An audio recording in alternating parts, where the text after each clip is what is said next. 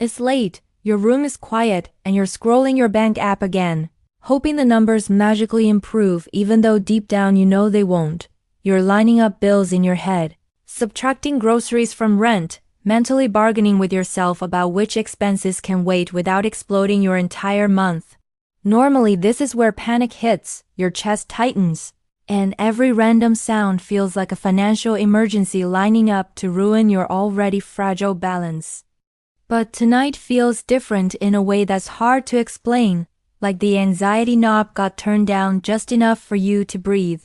The stress isn't gone, but it's quieter, less aggressive, no longer screaming worst-case scenarios at you every 5 seconds like it usually does. That calm comes from one simple thing you didn't always have, a stream of money that doesn't ask for your time or energy anymore. Every month an extra $1,000 shows up automatically, whether you're motivated, exhausted, fired, or just done dealing with everyone's nonsense lately somehow. It's not flex money, not quit your job money, but it is enough to stop your brain from spiraling over survival every night when stress hits hard. You're not rich, but you're also not one bad surprise away from complete collapse, and that difference changes how everything feels inside your head daily. The gap between broke and stable is massive, even though people who've never crossed it love pretending it is basically the same thing for everyone else watching. By the way, I'm Diana, and I've spent years studying why money stresses some people out while others seem way calmer about it all the time. It's not that they're smarter or luckier, it is that their finances don't constantly attack their nervous system and keep them stuck in fear mode daily. If you've ever felt one unexpected bill could wreck your life, you already understand the quiet pressure I'm talking about without anyone explaining it clearly. This isn't about Lamborghini's early retirement fantasies, or pretending everyone can escape reality by hustling harder without consequences or trade-offs involved in real life. This is about one milestone that quietly rewires how you think, decide, and react when money enters the conversation instead of panic immediately inside. A consistent $1,000 a month in passive income doesn't upgrade your lifestyle, it upgrades your mental operating system for long-term decisions permanently. I call this the 1K rule because crossing it flips you from survival mode into possibility mode almost without you noticing how deeply everything shifts.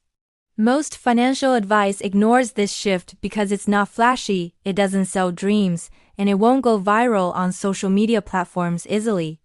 Below this threshold, every decision is quietly shaped by fear, scarcity, and the pressure to avoid making things worse right now at all costs. Above it, you finally have enough breathing room to think long-term instead of constantly playing defense against bills, emergencies, and bad timing situations. That $1,000 a month won't buy luxury, but it will cover basics if life decides to throw a punch when you least expect it.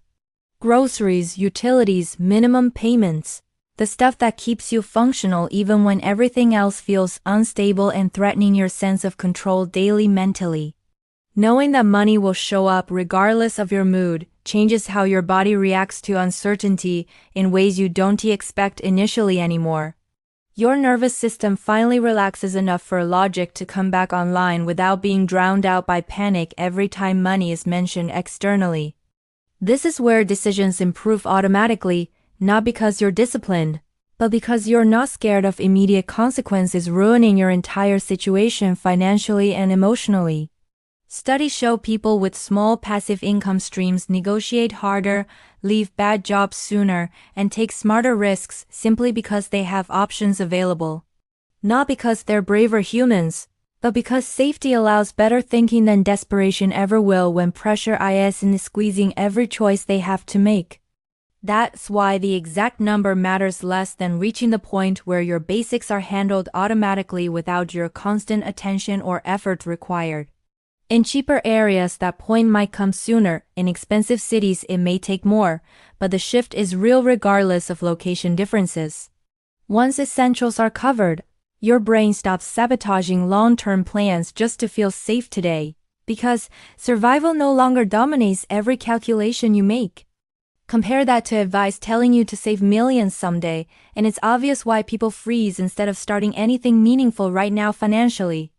1,000 a month feels reachable, concrete, and motivating enough to actually move people into action instead of endless planning and procrastination loops mentally. It can come from dividends, rentals, digital products, licensing, or boring systems that quietly work in the background without demanding constant attention daily anymore. Different paths, same result, recurring income that doesn't require your presence every single day to keep functioning and producing predictable results over long periods. Here's where most people slip.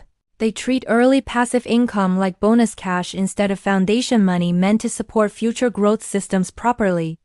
They hit their first few $100s and immediately upgrade subscriptions, habits, and comforts without thinking long-term about what that money could become. That feels harmless, but it destroys the psychological advantage before it ever fully forms and locks them into the same stress cycle they had. The real goal isn't feeling richer, it's feeling safer consistently, because safety compounds better decisions over time without emotional interference messing up your judgment. When you reinvest instead of consuming, momentum builds faster than motivation ever could, especially when consistency replaces hype and emotional swings in your behavior. That $1,000 reinvested isn't small. It has leverage that quietly accelerates everything else without demanding more time, energy, or attention from you long term. Over time, that leverage builds systems that generate income without increasing effort making. Growth feels boring but incredibly powerful, eventually for patient, disciplined people. This is the snowball effect people mention casually but rarely protect long enough to experience because early spending temptation usually wins against long-term goals. Wealthy people aren't allergic to spending, they're allergic to spending too early before systems mature and compounding has real momentum working in their favor. They protect early cash flow because they understand what it can become if left alone and allowed to grow without interference over long periods. The moment lifestyle upgrades consume that buffer, you reset emotionally back into paycheck to paycheck, thinking just with slightly nicer stuff attached than before. But if you hold that line, something powerful happens inside your decision making that changes how you move through opportunities without fear controlling you. You stop acting desperate without trying, and that alone changes outcomes more than working harder ever will because calm decisions beat frantic effort consistently. That's why the first 1,000 matters so much. It's not the finish line. It's the foundation everything else is built on afterward intentionally and patiently. Once you cross that first real buffer, something shifts in your identity that's hard to explain unless you've lived on both sides of that line. You stop seeing money as something that instantly disappears and start seeing it as something that can actually stay, grow, and quietly protect you. That mental shift is subtle, but it changes how you evaluate opportunities, risks, and even your own worth in rooms where money decisions happen. Ideas you once dismissed as unrealistic suddenly feel manageable because failure no longer equals immediate disaster or humiliation you can't recover from. This is where multiple income streams stop sounding like internet hype and start sounding like basic risk management for adults who want stability. Once you've built one passive stream, your brain upgrades its belief system without effort or affirmations taped to your mirror every morning. You're no longer asking if passive income is real, you're asking how to replicate and scale what already works reliably for you. That's a huge leap most people never make because they burn their first win chasing comfort instead of momentum and leverage. The truth is the first 1,000 is emotionally harder to keep than it is to earn for most people playing this game. It arrives like validation, proof you're finally doing something right after years of stress, sacrifice, and delayed gratification. Your brain wants to celebrate immediately, to reward itself with upgrades that feel long overdue and completely justified in that moment. That impulse isn't weakness, it's biology reacting to relief after prolonged pressure, and it's exactly where discipline actually matters. Friends start assuming you've got flexibility now, family hints you're doing better, and expectations quietly increase without anyone asking directly. None of that is malicious, but all of it tests whether you're building freedom or just upgrading appearances for other people. This is where boundaries become more important than budgets, because saying no protects your future more than spreadsheets ever will. Every dollar spent from that first buffer has a future version attached to it, whether you acknowledge it consciously or not. That small monthly upgrade int small when you measure it in loss compounding and delayed independence over years instead of weeks. Most people think in terms of affordability today. Wealthy thinkers evaluate purchases in terms of future trade-offs and opportunity cost. That difference alone explains why incomes rise while stress stays exactly the same for so many hardworking people everywhere. When your buffer exists, patience becomes your unfair advantage in negotiations, investing, and career decisions that compound over time. You can wait for better timing instead of jumping at the first acceptable option just to feel temporary relief. You can walk away calmly, reassess, and come back stronger because urgency no longer controls your behavior. Scared money rushes into decisions, calm money waits, and waiting is where leverage quietly builds behind the scenes. The real value of the 1K rule isn't what it buys materially, it's the psychological distance it creates from desperation. That distance improves thinking quality more than productivity hacks, routines, or motivational speeches ever realistically could long-term.